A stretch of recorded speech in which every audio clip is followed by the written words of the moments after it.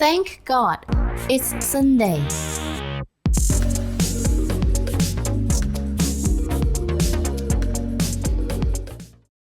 Welcome back to TGIS. Thank God it's Sunday. Oke, TGIS adalah salah satu program dari Sunday Indonesia di mana kita ngobrolin hal-hal soal financial literacy, financial inclusion, gaya hidup sehat, sampai dengan insurance dan trend insurtech dengan gaya casual untuk semua kalangan yang ada. Saat ini kita kedatangan tamu kita, nggak tamu sih, orang kerjanya di sini juga sih sebenarnya.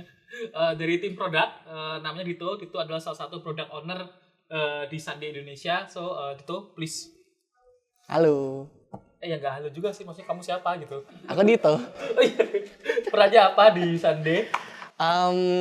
Title aku product owner, Mas. Product owner. Jadi product owner itu mungkin ini ya, aku clarify dulu. Biasanya suka ketukar-tukar nih. Kalau kita ngomongin asuransi kan, produk asuransi ya asuransi gitu. Aku jadi product owner di Sunday, ngapain? Apakah ngurusin produk asuransi? Jawabannya beda. Jadi kalau di Sunday itu selain insurance, kita juga nyediain teknologi service kan ya, Mas. Nah, produk yang aku siapin itu lebih ke produk teknologinya. Jadi bukan underwriting-nya ya? Bukan. Jadi kalau teman-teman mungkin tahu, kalau insurance itu kan dia ada namanya produk. Nah, produk insurance itu biasanya dibikin oleh tim underwriting. Dan dia akan mengkalkulasi kira-kira kalau harganya berapa, skop asuransi yang lindungin apa aja, klaimnya gimana, bla bla bla. Nah, kalau itu enggak. Karena kita di Sunday ini berbeda dari kita sebagai insurtech, kita menggabungkan layanan asuransi dengan teknologi digital. Nah, gimana sih kayak gitu? Gimana ngabunginnya? Nah, itu kita tanya ke Dito nih. Nah, tuh bisa nggak dijelasin gimana sih sebagai insurtech Sunday itu menggabungkan layanan teknologi digital dengan insuransinya? Nah, jadi di Sunday ini kita punya satu aplikasi yang namanya Jolly Super App.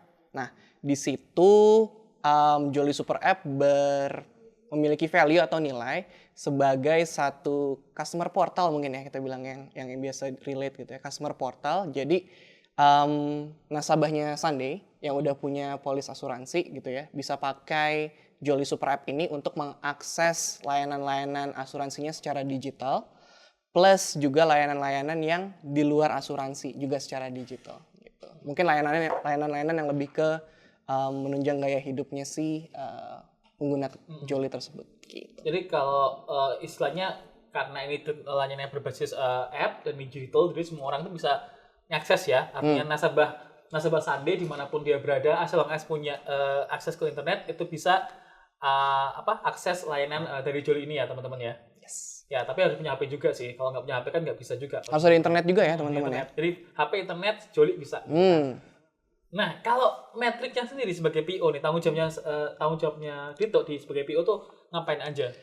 Oke, jadi sebenarnya aku mungkin jadi central person yang tujuannya itu mengelola Jolly atau memanage Jolly. Jadi kalau misalnya Jolly itu di tahun ini pengen punya feature A, B, C, D, E gitu. Itu kan harus kolaborasi tuh satu Sunday. Mulai dari tim tadi underwriting-nya gitu ya. Terus ada tim apalagi marketing, ada tim UI UX dan lain-lain. Itu aku jadi central person-nya untuk koordinasi nih antara stakeholders ini.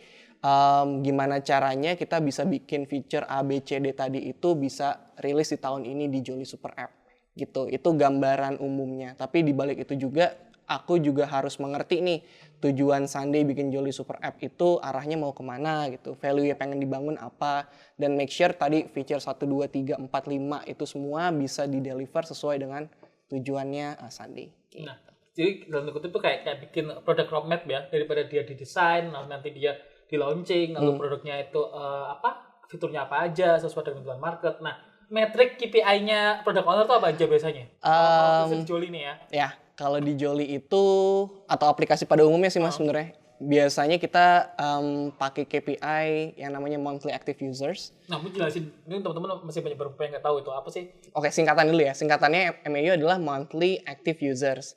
Ibaratnya misalkan Jolly user di kita sekarang itu ada 1 juta gitu ya. Ada 1 juta. Kemudian 2 di antaranya itu adalah aku sama Mas Lufdi nih. Gitu. Nah, MAU itu bisa melihat apakah aku dan Mas Lufdi di bulan ini itu menggunakan aplikasi Jolly Super App ini. gitu. Jadi kalau aku dan Mas Sufdi menggunakan Jolly Super App, berarti kita kedapatan 2 dari 1 juta pengguna Jolly yang bulan ini memakai Jolly Super App, dan itu namanya MAU. Oke. Gitu. Nah, idealnya Jolly Super App itu harus memiliki jumlah user yang tinggi, yang 1 juta tadi, kemudian diimbangi juga dengan monthly active users yang besar. Misalnya setiap bulan harus ada 60% dari 1 juta tadi yang menggunakan Jolly, kayak gitu. Oh, jadi kayak semakin besar jumlah usernya, kemungkinan atau potensi dia untuk jadi monthly active user itu semakin besar ya? Sebenarnya akan semakin sulit karena semakin besar jumlahnya, jumlah usernya, kita harus memastikan jumlah besar user ini untuk selalu aktif di tiap bulannya. Gitu. Jadi challenge-nya akan semakin besar. Tetapi tujuan kita memang itu, Mas. Jadi gimana caranya feature-feature yang kita hadirkan di Jolly Super App ini bisa meningkatkan MAU juga gitu setiap bulannya. Oh, sama satu lagi, Mas. Jadi semakin besar MAU itu berarti artinya Jolly Super App ini juga semakin banyak membantu nasabah kita dalam menggunakan asuransinya sehari-hari, plus juga membantu gaya hidup mereka sehari-hari. Nah, jadi segala dipakai ya asuransinya. Jolly-nya maksudnya. Nah, karena posisi kamu sentral ya sebagai product owner ya, itu paling penting adalah kamu bisa itu tadi koordinasi dengan semua stakeholder yang ada gitu. Ada marketing, ada UI UX designer, ada underwriting. Nah, ketika kamu ada di central position itu, nah apa sih kiat-kiatnya supaya kita bisa successfully launching a product gitu? Yang pertama dari akunya sendiri, aku harus tahu sih, maksudnya tujuan kita launching feature tertentu itu apa gitu, objektifnya apa gitu. Karena kalau dari akunya yang mungkin jadi central figure-nya aja nggak pakem gitu ya, nggak tahu mau diarahkan kemana, arahannya juga akan nggak jelas ke stakeholders lainnya gitu. Jadi dari akunya sendiri harus mengerti gitu. Misalnya kita mau buat feature claim itu tujuannya buat apa? Mempermudah claim yang sekarang pakai hard copy menjadi soft copy misalkan kayak gitu. Terus yang kedua, aku harus bisa menyampaikan objektif atau kebutuhannya tadi itu ke stakeholders dan nyampe gitu supaya mereka bisa mengerti juga. Oh, ternyata kalau mau bikin feature claim tujuannya untuk mempermudah user nih supaya claim asuransi menjadi nggak ribet lagi, menjadi mudah gitu. Mereka harus sama-sama mengerti dan memahami value yang aku ingin bawa gitu. Ini serius banget ya kita ngobrolnya. Ya nggak tahu, aku nggak serius ya. Oke. Nah, satu lagi tuh yang sering sekali kejadian ya. Kita perusahaan bikin produk yang sangat bagus gini ternyata tidak dirilis pasar karena nggak sesuai sama user need, nggak menjawab gitu. Misalkan let's say kita bisa aja bikin red hailing tuh via helikopter, pasti nggak laku di Indonesia gitu karena kemahalan kan. Contohnya kayak gitu. Nah, kalau Dito sebagai product owner itu gimana sih tahu user needs-nya itu sehingga kita produknya sesuai lah? Ya, kalau bicara user needs itu idealnya sebenarnya kita harus melalui riset dulu, Mas. Kalau mau nge-define, misalnya kita punya ide mau bikin satu produk gitu ya, kita harus riset dulu apakah ide kita ini bisa diterima dengan baik oleh pasar, apakah sesuai dengan kebutuhannya pasar. Biasanya tuh risetnya bisa pakai FGD, workshop gitu ya, atau pakai survei gitu. Tapi seringkali ketika kita pengen launching produk baru gitu ya, waktunya terbatas nih gitu. Jadi kita nggak punya spare waktu untuk melakukan riset yang lebih detail tersebut gitu. Nah, biasanya kalau ada constraint kayak gitu, yang kita lakukan sebenarnya riset juga gitu ya. Tapi risetnya ini lebih general. Jadi kita melakukan apa yang dibilangnya market benchmark. Namanya market benchmark. Nah, market benchmark itu caranya adalah kayak misalnya aku manage Jolly Super App. Jadi aku harus tahu nih kompetitornya kita di market itu sekarang punya aplikasi apa aja. Gitu. Aplikasi mereka bisa melakukan apa aja. Apa yang mereka bisa lakukan, apa yang mereka nggak bisa lakukan. Apa yang kita bisa lakukan, mereka nggak bisa lakukan. Gitu. Kita harus tahu sedetail itu sampai kita bisa ngedrive, oh berarti fitur A kita ini itu unique selling point misalkan gitu. Jadi kita punya feature ini tapi market nggak punya misalkan gitu. USP ya? USP kayak gitu. Nah, tadi kan Dito tuh punya satu produk namanya Jolly ya, yang Dito mau pegang sebagai product owner. Nah, apa sih Jolly Super App ini sebenarnya dan apa sih fungsinya gitu sebagai aplikasi? Jadi secara umum Jolly Super App itu memiliki 2 kategori feature. Feature yang pertama itu adalah feature yang terkait dengan layanan asuransi secara digital gitu.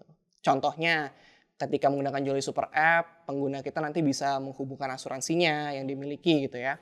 Kemudian dia juga bisa melihat manfaat asuransi, gitu, melihat informasi saldo manfaatnya, kemudian bisa mengajukan klaim secara digital dan lain-lain gitu. Nah, kategori kedua adalah feature-feature yang sifatnya non asuransi.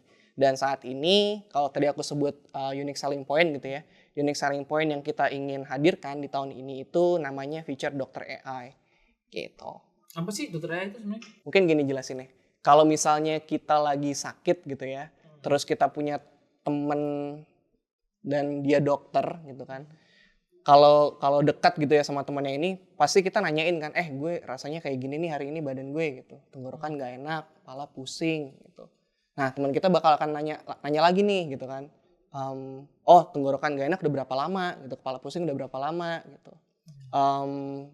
Terus kepala pusingnya bagian mana dan seterusnya gitu. Nah, Dokter AI ini mirip teman kita yang dokter itu. Jadi ketika kita nanti gak enak badan gitu ya, kita bisa akses si feature Dokter AI ini, kemudian informasikan gejala yang kita alami itu apa. Nah, nanti dia akan analisis dengan AI di belakang layar itu. Dokter AI punya model AI sendiri.